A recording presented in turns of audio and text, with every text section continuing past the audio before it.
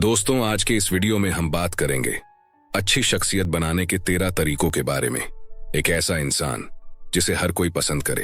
ये 13 तरीके जानने के बाद आप अपनी पर्सनैलिटी को डेवलप कर पाएंगे, दोस्त बना पाएंगे, बाकी लोगों से अपने संबंध मधुर बना पाएंगे। हर कोई आपसे बात करना चाहेगा, आपके साथ रहना चाहेगा, लोग आपको अपने दिल में बसा लेंगे और हमेशा आपको याद रखेंगे।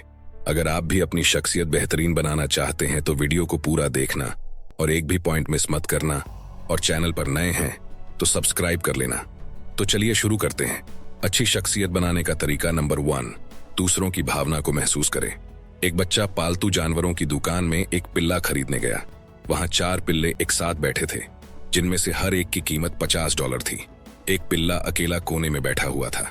उस बच्चे ने जानना चाहा कि क्या वह पिल्ला भी बिकाऊ है और वह अकेला क्यों बैठा है। दुकानदार ने जवाब दिया कि वह उन्हीं में से एक हैं, मगर वह अपाहिज हैं और बिकाऊ नहीं है। बच्चे ने पिल्ले को गोद में उठा लिया और पिल्ला बच्चे के कान को चाटने लगा। बच्चे ने उसी समय फैसला किया कि वह उसी पिल्ले को खरीदेगा। बच्चे ने $2 दे दिए और बाकी के $48 लेने के लिए अपनी माँ के पास दौड़ा। दुकानदार ने फिर से कहा, मुझे समझ नहीं आ रहा है कि इतने पैसे में तुम कोई अच्छा पिल्ला खरीद सकते हो, तो फिर तुम इसी को क्यों खरीदना चाहते हो। बच्चे ने कुछ नहीं कहा, बस अपने बाएं पैर की पैंट ऊपर उठाई। उस पैर में उसने नकली पैर पहना हुआ था। दुकानदार समझ गया, वह लड़का भी अपाहिज था। इसी को दूसरों की भावनाएं समझना कहते हैं। अपने आप को दूसरों की जगह रखकर सोचे। तरीका नंबर 2, एहसान तो माने, लेकिन दूसरे से एहसानमंद होने की उम्मीद न करे।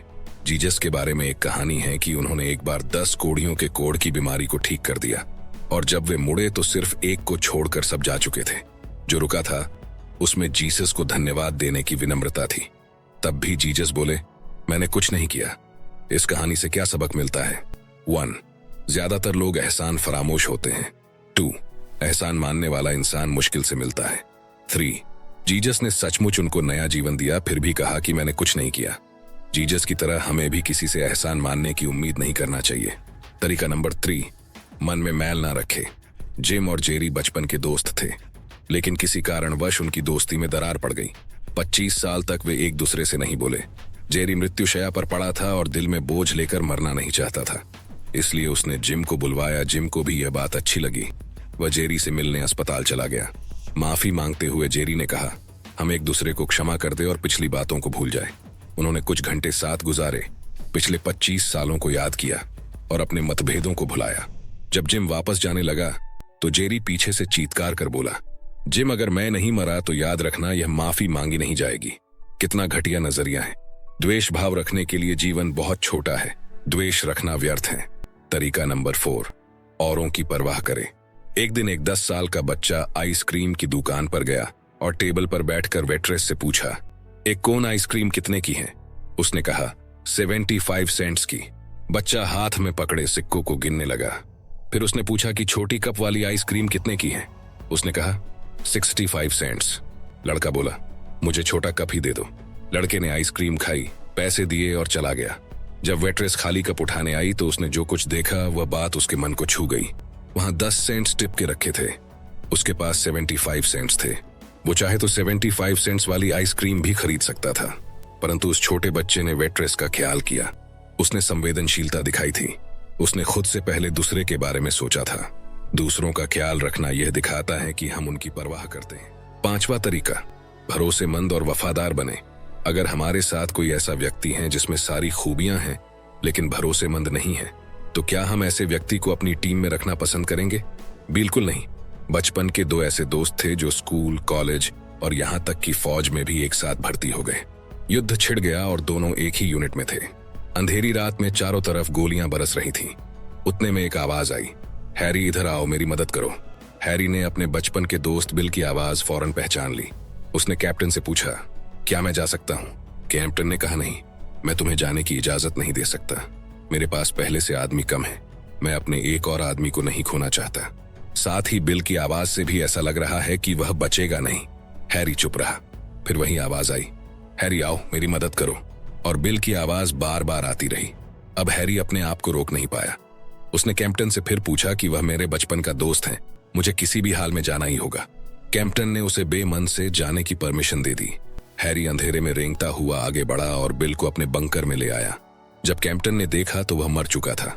कैप्टन नाराज हो गया और हैरी पर चिल्लाया, मैंने कहा था ना कि वो नहीं बचेगा, वह मर गया है और तुम भी मारे जाते। तुमने वहां जाकर गलती की थी। हैरी ने कहा, कैप्टन मैंने जो किया वह ठीक था। जब मैं बिल के पास पहुंचा तो वह जिंदा था और उसके आखिरी शब्द थे, हैरी मुझे यकीन था कि तुम जरूर आओगे। अच्छे रिश्ते बड़ी मुश्किल से बनते हैं और एक बार बन जाए तो उन्हें जिंदगी भर निभाना चाहिए। तरीका नंबर 6, सच्चे, ईमानदार और निष्कपट बने। अगर घर, दफ्तर और समाज में रिश्तों को बनाने वाली कोई चीज है तो वह है सच्चाई। ईमानदारी का मतलब ईमानदार होना है ना कि ईमानदार दिखना। हमेशा याद रखे, झूठ की रफ्तार भले ही तेज हो मगर सच टिकाऊ होता है। एक किसान एक बेकरी वाले को रोज एक सेर मक्खन बेचा करता था। एक दिन बेकरी वाले ने यह परखने के लिए मक्खन एक सेर है या नहीं उसे तौला और पाया कि मक्खन कम है। इस बात से वह गुस्सा हो गया और उसे अदालत में ले गया। जज ने किसान से पूछा कि वह तौलने के लिए किस माप का इस्तेमाल करता है। किसान ने जवाब दिया, हुजूर मैं अज्ञानी हूँ, मेरे पास तौलने के लिए कोई सही माप नहीं है, लेकिन मेरे पास एक तराजू है। जज ने पूछा, तो तुम मक्खन को कैसे तौलते हो? किसान ने जवाब दिया, इसने मक्खन तो मुझसे अभी खरीदना शुरू किया। मैं बहुत समय पहले से इसके पास से ब्रेड खरीदता आ रहा हूँ। रोज ये जब ब्रेड लाता है तो मैं तराजू के एक साइड में ब्रेड को रखता हूँ और दूसरी साइड में उतना ही बराबर का मक्खन रखकर दे देता हूँ। अगर इसमें किसी का दोष है तो वह बेकर का, मेरा नहीं। दोस्तों, इस घटना से हम क्या सीख सकते हैं? जिंदगी में हमें वही वापस मिलता है जो हम दूसरों को देते हैं। हम जब भी कोई काम करें तो खुद से यह सवाल पूछे, मुझे जितना पैसा मिलता है क्या मैं उसके बराबर की मेहनत करता हूँ? थॉमस कार्लाइल ने कहा था, खुद को एक ईमानदार इंसान बनाइए तो आप निश्चिंत हो सकते हैं कि दुनिया में एक बेईमान आदमी कम हो गया। तरीका नंबर 7, विनम्र बने। विनम्रता के बिना आत्मविश्वास अहंकार बन जाता है। विनम्रता सारी खूबियों की बुनियाद है। बहुत साल पहले एक घुड़सवार ने कुछ सैनिकों को देखा जो लकड़ी का एक गट्ठा उठाने की असफल कोशिश कर रहे थे। उस समय उनका नायक भी वही था। घुड़सवार ने उससे पूछा कि वह उनकी मदद क्यों नहीं कर रहा है। उसने कहा कि मैं इनका नायक हूं और मेरा काम उनको आदेश देना है। घुड़सवार अपने घोड़े से उतरकर उन सैनिकों के पास गया और उसने वह गट्ठा उठाने में मदद की। उसकी मदद से वह गट्ठा उठा दिया गया। घुड़सवार अपने घोड़े पर सवार हुआ और नायक से बोला, अगली बार जब तुम्हारे आदमियों को सहायता की जरूरत पड़े तो तुम अपने कमांडर इन चीफ को बुला लेना। जब वह घुड़सवार चला गया तो नायक और सैनिकों को पता चला कि वह घुड़सवार और कोई नहीं बल्कि जॉर्ज वॉशिंगटन थे। संदेश बहुत साफ है, सफलता और विनम्रता हाथ में हाथ डाले चलती हैं। जब दूसरे हमारी प्रशंसा करते हैं तो आवाज बहुत दूर तक जाती है। सादगी और विनम्रता महानता की 2 निशानियां हैं। तरीका नंबर 8, सुख के साथी ना बने। 2 दोस्त जंगल के रास्ते जा रहे थे, तभी उन्हें एक बहुत बड़ा भालू मिला। उनमें से एक तो झटपट पेड़ पर चढ़ गया, लेकिन दूसरा बेचारा ऐसा न कर सका, इसीलिए वह जमीन पर मुर्दे की तरह लेट गया। भालू आया, उसने उस आदमी के कान के पास सूंघा और वह चला गया। पहले दोस्त ने पेड़ से उतरकर दूसरे दोस्त से पूछा कि भालू ने तुम्हारे कान में क्या कहा? उसने कहा कि ऐसे दोस्त का कभी विश्वास मत करो जो तुम्हें संकट आने पर अकेला छोड़ दे।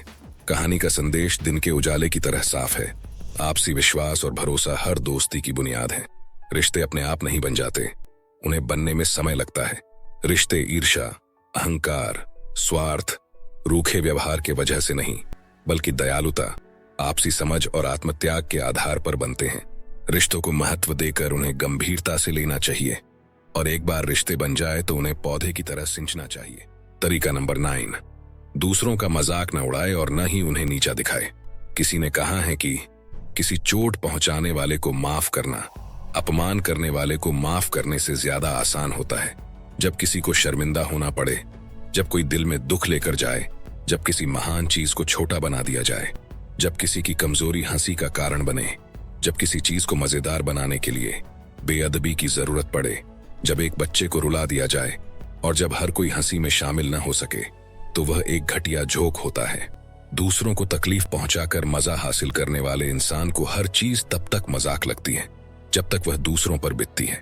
आपने अक्सर देखा होगा, मजा हासिल करने के लिए बच्चे मेंढकों को पत्थर मारते हैं, लेकिन बच्चों का मजा मेंढकों के लिए मौत बन जाता है। जब हंसी का मकसद दूसरों का मजाक उड़ाना होता है तब वह अच्छा प्रभाव नहीं छोड़ती। दूसरों की भावना को चोट पहुंचाना क्रूरता की निशानी है। कुछ लोगों को दूसरों को नीचा दिखाने में मजा आता है। ऐसी आदत लोगों को हमसे दूर कर देती है। तरीका नंबर 10, मुस्कुराएं और दयालु बने। मुस्कुराने से सूरत निखरती है। एक चिड़चिड़े इंसान के साथ कौन रहना चाहेगा? कोई भी नहीं, सिवाय उससे भी बड़े चिड़चिड़े के। हम मुस्कुराते हैं तो दूसरे भी मुस्कुराते हैं। मुस्कुराने से हमारा चेहरा बिना कुछ खर्च किए ही खिल जाता है। हंसते हुए नूरानी चेहरे को हमेशा पसंद किया जाता है। मुस्कान की कोई कीमत नहीं होती, मगर यह बहुत कुछ रचती है। यह पाने वाले को खुशहाल करती है, देने वाले का कुछ नहीं घटता। यह क्षणिक है, लेकिन यह यादों में सदा के लिए रह सकती है। कोई इतना अमीर नहीं है कि इसके बगैर काम चला ले। ये हर घर में खुशहाली लाती हैं, व्यापार में ख्याति बढ़ाती हैं। ये थके हुए के लिए आराम है, निराश लोगों के लिए रोशनी, उदास के लिए सुनहरी धूप और हर मुश्किल के लिए कुदरत की सबसे अच्छी दवा है। तरीका नंबर 11, सबकी जीत के बारे में सोचे। एक आदमी मरने के बाद यमदूत ने उससे पूछा कि स्वर्ग जाना चाहोगे या नर्क। उस आदमी ने पूछा कि फैसला करने से पहले क्या मैं दोनों जगह देख सकता हूँ। यमदूत पहले उसे एक नर्क में ले गया।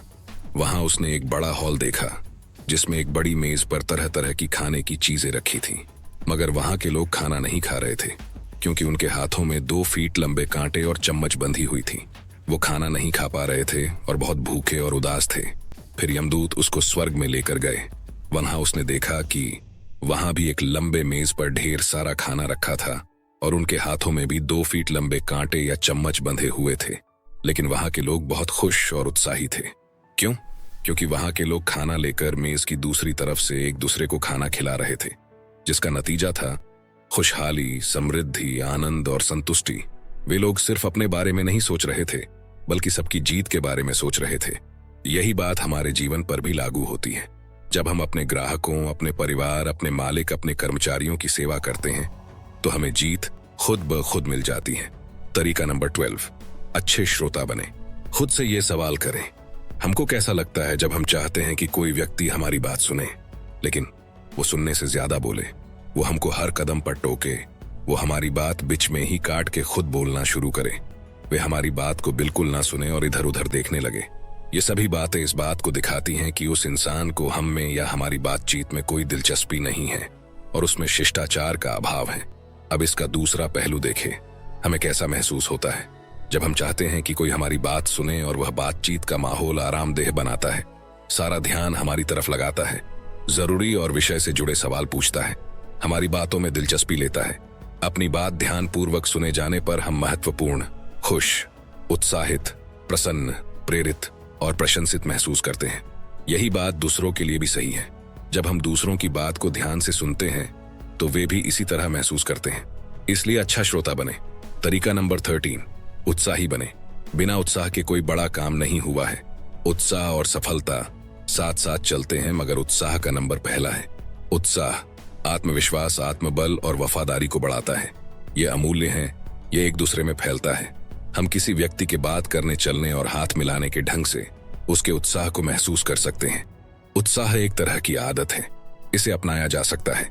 कई दशक पहले चार्ल्स श्वाब, जिसकी सालाना तनख्वाह $10 लाख थी, से एक बार पूछा गया कि क्या वह स्टील बनाने के विशेष योग्यता की वजह से इतनी तनख्वाह पाते हैं, तो उन्होंने जवाब दिया, लोगों का उत्साह बढ़ाने की योग्यता ही मेरी सबसे बड़ी पूंजी है और किसी व्यक्ति की क्षमता को पूरी तरह विकसित करने का तरीका प्रोत्साहन और प्रशंसा है।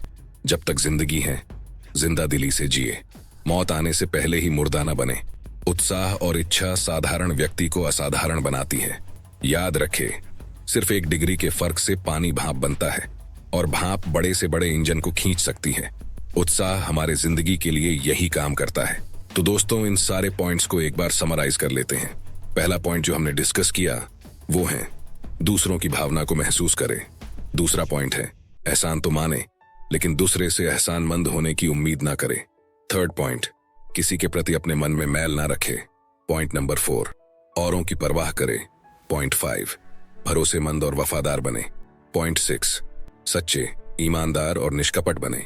पॉइंट 7, विनम्र बने। पॉइंट 8, सुख के साथी ना बने। पॉइंट 9, दूसरों का मजाक ना उड़ाए और ना ही उन्हें नीचा दिखाए। पॉइंट नंबर 10, मुस्कुराएं और दयालु बने। पॉइंट 11, सबकी जीत के बारे में सोचे। पॉइंट 12, अच्छे श्रोता बने। And the last point is उत्साही बने। तो दोस्तों, ये थे वो 13 पॉइंट्स जिनको अपनाकर आप अपनी शख्सियत दिलचस्प बना सकते हैं।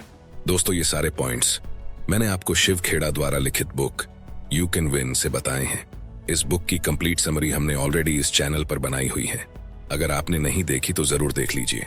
लिंक आपको ऊपर आए बटन और नीचे डिस्क्रिप्शन बॉक्स में मिल जाएगी। आप अपने विचार कमेंट सेक्शन में रख सकते हैं। अगर आपको इस वीडियो से कुछ वैल्यू मिली हो तो इसे लाइक कर देना, और चैनल पर नए हो तो सपने सच होते हैं इस चैनल को सब्सक्राइब जरूर कर लेना। वीडियो को शेयर करना ना भूलें।